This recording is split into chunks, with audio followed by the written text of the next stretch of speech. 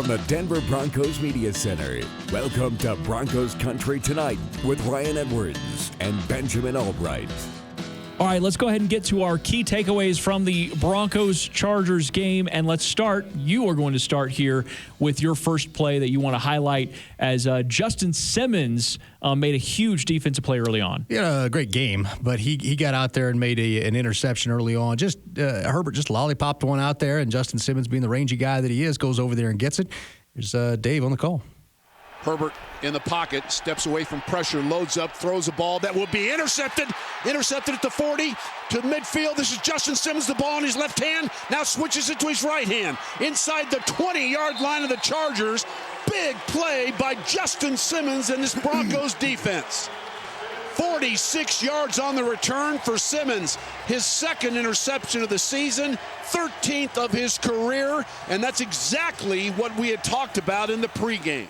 That's what they needed right off the bat. Needed a little bit of spark. Got down there, got that field goal. It was something because there was nothing happening for that offense in the first half. Had to have defense make a play. It was a big play, and it mattered in the end. Yeah, I mean, when you say nothing was happening for the offense, in the overall first half of the scope, they had 53 yards of offense. Yeah, it was bad. It was really, really bad. And so it was frustrating to only get 3 there when your defense sets you up in the red zone, and that's something that the Broncos are going to have to learn to capitalize on. But they did get points. They did something positive, and I think overall the lesson that we can take away is that that's really where this team needs to continue to keep the focus on. You got to keep the focus on, let's just make positive plays. Right, and you know, getting that interception was huge. All right, I'm going to go to the third quarter here and talk about what Vic Fangio called the key moment of the game, the turning point of the game. I think a lot of people are pointing to the Lindsay 55-yard touchdown, and that really was spectacular, was a big boost to the team. But it was actually right before that. It was 2 plays before that. It was a third down.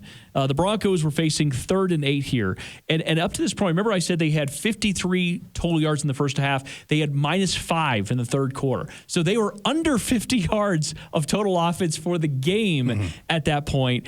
And they get a couple-yard gain from Philip Lindsay on the first play. They got an incomplete deep to Noah Fant. And you're kind of sitting there at 3rd and 8 going, here you go. The Chargers, who were up 24-10 at that point, had every ounce of momentum. And Drew Lock just completes a beautiful pass, steps into it, everything, to Deshaun Hamilton. Ended up having a really nice game. But I love that Vic Fangio pointed this out as his key moment. Lindsay to the left of Locke, 4-man pressure. Locke bounces around, throws the ball middle of the field. There's a first down. Deshaun Hamilton with the catch and run out to the 45-yard lines. 3rd and 8, gain of 18 there. And I don't know, haven't said it much, but that is a first down for Denver. Nasir Adderley on the tackle. That is only their 3rd first down of the game.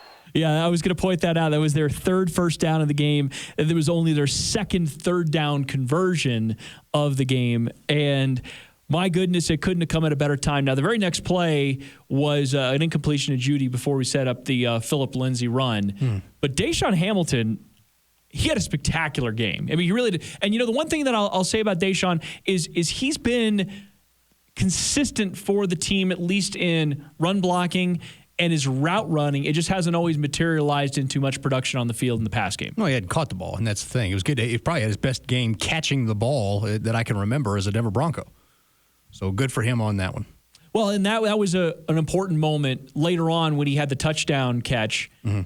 It was interesting because there were 2 big plays in this game. One was this Philip Lindsay touchdown, and the other was the Deshaun Hamilton touchdown. And in both plays, the Chargers ran into each other and helped create the opportunity.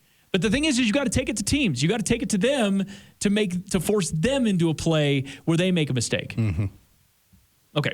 All right. Well, so let's go ahead and play the Philip Lindsay touchdown here, and we'll react to it. And run it straight ahead. This is Philip Lindsay with a nice burst. Lindsay steps out of a tackle. Here we go. 35-30, 25-20, foot race, 15-10-5, touchdown. Denver, 55-yard scamper by Philip Lindsay. Thank you, Lord. Great call there from Dave.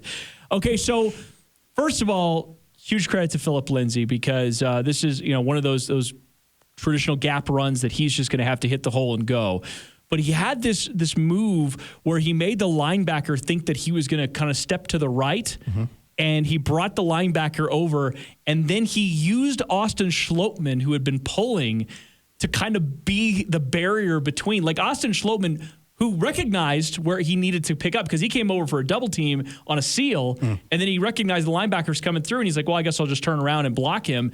Little did he know, Philip Lindsay had already seen that play out. Right. And he burst right through the hole, right in between Schlottman and then the seal on the left side, and then basically used his legs to do the rest. And like I said, there was a collision there with the Chargers as they were trying to make a tackle. He eluded it and went into the end zone. Beautiful. Right. It was all the way through, and you know, turning the jets on and getting to the outside for Phil. That was good. They've just got to get the ball in his hands more often. You know, when you got a home run threat like that, you got to get him at bats.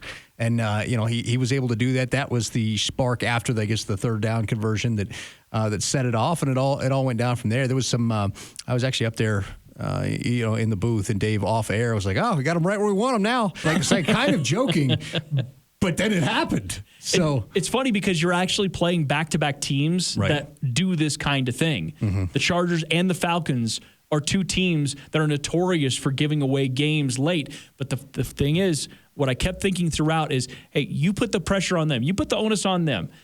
If they're going to make mistakes, let them. They will find a way to make mistakes. Teams do that, even good teams, but especially those two kinds of teams, they find ways to make mistakes because then it starts to get in their head. Here we go again. This team's getting a little bit of momentum. Oh, it's okay. We got it. No, you don't have it. And it's just interesting to me that the teams that seem to choke around the league cover three teams. There you go.